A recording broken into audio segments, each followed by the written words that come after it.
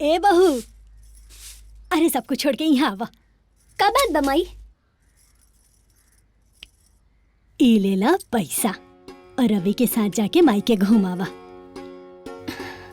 माई, जब एगो लड़की के अपन ससुराल में एगो बेटी के दर्जा मिल जाई ना, तब ओकरा के ससुराल छोड़ के मायके जाए के कोनो जरूरत ना पड़ी।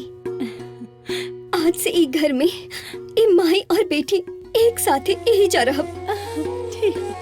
खुश रहा, खुश रहा, खुश रहा बच्ची। हमरा के माफ कर दिया बहू। हम तोहरा के बहुत कष्ट देले बानी, बहुत उटपटांग बोलनी, हमके माफ कर दिया। माई, ऐसा मत बोली। रउआ हमरा से माफी मांग के हमरा के शर्मिंदा मत करी माई। रउआ हमार माई है, हमार माँ है। आज से तू हमार बहू नहीं, हमार बेटी है।